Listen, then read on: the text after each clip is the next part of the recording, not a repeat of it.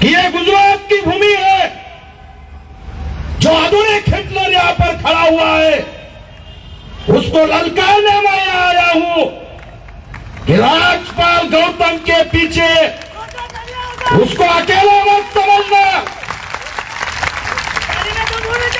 राजपाल गौतम को अकेला मत समझना। महाराष्ट्र से मैं यहां आया हूं और भी नेता भंते जी यहां पर है।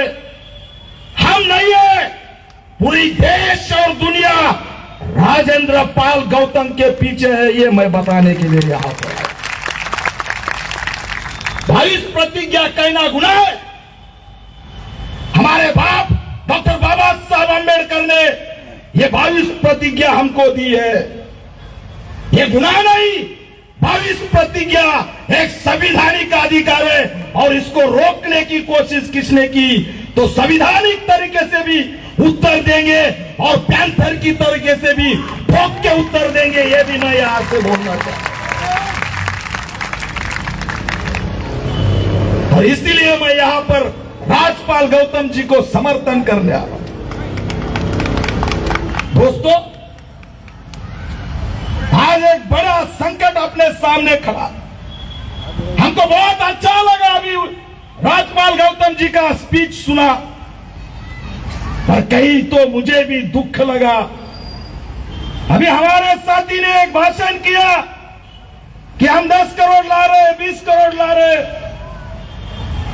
साहब, मैं आपको यहां से आश्वासित करता हूं कि देश और दुनिया इस कगार पर खड़ी है कि पूरे दुनिया को बौद्ध धर्म अपनाना पड़ेगा। ये हालत आज देश की हो चुकी है। आज जैसे ही पता चला यहाँ के मोहन भागवत को कि 10,000 लोग एक साथ बोल रहे कि ब्रह्मा विष्णु महेश को हम मानते नहीं, डर गया, खोखला गया। और डर इतना गया कि जिस तरह से ये सब बौद्ध बन रहे हैं, अभी पैंट पहन रहे पर उनकी चड्डी पीली हो रही थी। क्या बोलने लगे कि हम गिल्टी है, हमसे गलती हुई, हमने दलितों पर अत्याचार किया और इसके लिए हमको पापाक्षलन करना चाहिए। अब इस शब्द का अर्थ मुझे भी मालूम नहीं। सीधा बोलता कि इसीलिए हम माफी मांगते, सीधा बोलता कि हम दिलगिरी व्यक्त करते। ये पापाक्षलन फिपाक्षलन क्या है हमारे भी समझ में आया। फिर मैंने गूगल पे सर्च किया कि पापाक्षलन का मतलब क्या है, तो वहां पे आ गया कि हनुमान जी की शौर्य गाथा याद करनी चाहिए जब हम गिल्टी हो जाए। देखो इनका पापाक्षरण।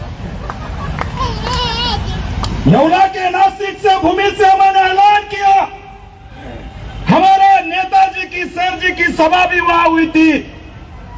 हमने ऐलान किया मोहन भागवत को, हम किसी के बाप को डरते नहीं कि इस दुनिया का बाप डॉक्टर बाबा साहेब अम्बेडकर है। और हमने ऐलान किया कि ये पापाक्षलन फिपाक्षलन छोड़ दो मोहन भागवत, आपको ही नहीं पूरे दुनिया को बौद्ध की जरूरत है। आपको अगर गिल्टी लगता है, आपको लगता है कि आपने दलितों का उत्पीड़न किया, तो एक काम करो, आरएसएस बर्खास्त करो और बौद्ध धर्म की दीक्षा नागपुर में ले लो। ये ऐलान मैं गुजरात से करता हूं। नौटंकी मत करो। एक तरफ तुम्हारे मन की बात में दलित उत्पीड़न का मामला नहीं है, आज पूरे देश भर में हम घूम रहे हैं। महाराष्ट्र में तकरीबन 150 घटनाओं को मैंने विजिट किया है। हमारे लोग मारे जा रहे हैं, जाति के नाम पर उनको पानी देते नहीं, जाति के नाम पर उनको कपड़ा देते नहीं, जाति के नाम पर उनको नौकरी देते नहीं। प्यार किया इसलिए हमारे विराट जगताप का हत्याकांड पुणे में हुआ, प्यार किया इसलिए नितिन आगे का हत्याकांड महाराष्ट्र के खरड़ा में हुआ। एलएलबी में सीखने वाले एक बौद्ध युवती को मार के पटरी में डालने का काम लातूर में हुआ। भाई ने एक उच्च वर्णीय लड़की के साथ प्यार किया, घर में सोया हुआ, उसका 17 साल का भाई, उसको कुछ मालूम भी नहीं, उसके गर्दन पर रात को 1:30 बजे तलवार डाल के उसका सिर काट दिया। भीमराव गायकवाड़ को भी मार डाला। हम घूम रहे, इसके खिलाफ महाराष्ट्र में लड़ाई लड़ रहे, और यह सवाल आप पूछ रहे कि हर घर झंडा लगा रहे हो, इस बिल्डिंग पर 3 रंगों की लाइट लगा रहे हो, भारत का 75वां अमृत महोत्सव बोल रहे हो, और जालोर के राजस्थान में 9 साल का बच्चा मटके का पानी पिया, इसलिए आपने जाति के नाम पर उसको मार डाला। मैं सवाल पूछता हूं कि हम जानवर हैं क्या? हमें इंसानियत कब मिलेगी? कौन सा स्वतंत्र भारत का महोत्सव मना रहे हो? आज भी अगर हम पानी में छूते हो तो 9 साल के बच्चों को तुम मार देते हो, मुझे लगता है तो जितेंद्र मेघवाल को मार देते हो। हमारा आजादी कहाँ है, ये सवाल पूछने के लिए मैं यहाँ आया हूं। हमारी आजादी कहाँ है? हमारी आजादी नहीं है। आज ये सब बौद्ध बन रहे हैं। सर, मैं आपको बताना चाहता हूं कि ये क्रांति लाने के लिए 70 साल क्यों लगे? मुझे आज खुशी होती है, पर दुख इस बात का लगता है कि बाबा साहब को समझने के लिए आप पढ़े लिखे लोगों को 70 साल कैसे लगे? अगर बाबा साहब आपको 1956 के बाद 1957 में समझते तो आज हम दलित जाति के नाम पर मरते नहीं थे। आज 75 साल के बाद ये देश भारत बौद्धमय बनता, ये भी मैं यहां से बताना चाहता हूं। जाते जाते मित्रों, मुझे 10 मिनट दिए, यही मैं ऐलान करूंगा कि एकजुट हो जाओ। ये धम्म क्रांति निकल चुकी है, इंसानियत बढ़ चुकी है, संविधान खत्म करने के लिए यहां पर एक यंत्रणा खड़ी हो चुकी है। मैं आपसे विनती करता हूं कि राजेंद्र पाल गौतम जी ने भी एक ऐलान किया।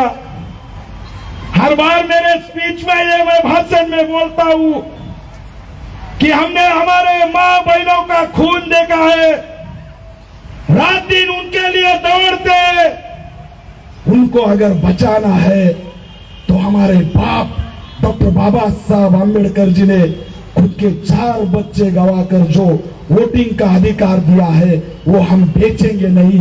ये शपथ भी आपको लेनी पड़ेगी। और जिस दिन आप ईवीएम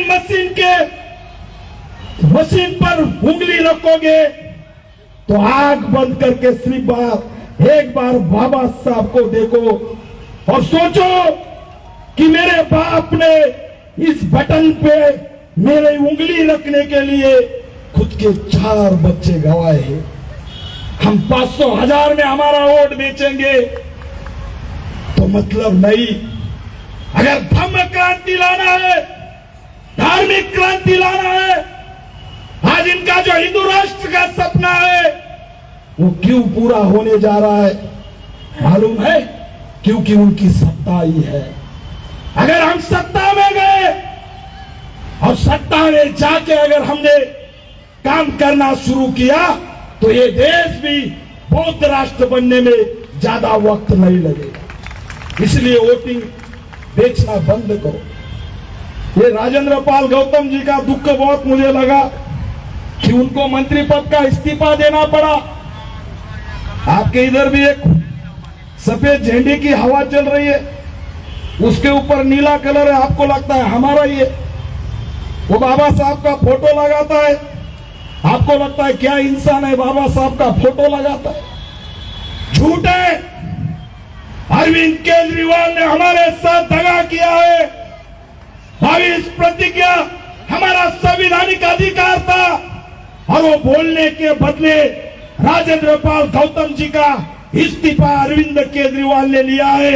इस मंच से मैं उनका भी निषेध करता हूं और ये ऐलान करता हूं अरविंद केजरीवाल से कि आपके पार्टी से आम हटा दो और हिंदुत्व आम आदमी पार्टी करो, क्योंकि आपकी आम पार्टी नहीं लग रही है, ये हिंदुत्व पार्टी लग रही है। थोड़ा सोचो, मनुवाद के खिलाफ जंग छिड़ी है और इस जंग का नाम है मनुवाद और से संविधानवाद। हम संविधानवादी इस मनुवाद को जड़ से उखाड़ फेंकने की शपथ लेंगे और डॉक्टर बाबा साहब अम्बेडकर ने दिया हुआ संविधान बचाएंगे। हमें नया कुछ करना नहीं, सिर्फ एक करना है। बाबा साहब ने जो जो दिया, समानता दी, मानवता दिया, बंधुत्व दिया, न्याय दिया, संविधान दिया, आरक्षण दिया, लोकशाही दी, हमें नया कुछ करना नहीं। इसके खिलाफ जो आएगा उसको खत्म करना है और संविधान बचाने की लड़ाई जिंदा करनी है। यही विनती करता हूं और आपको सबको जो यहाँ पर बौद्ध की दीक्षा लिए उनको भी स्वागत करता हूं, अभिवादन करता हूं। जय भीम।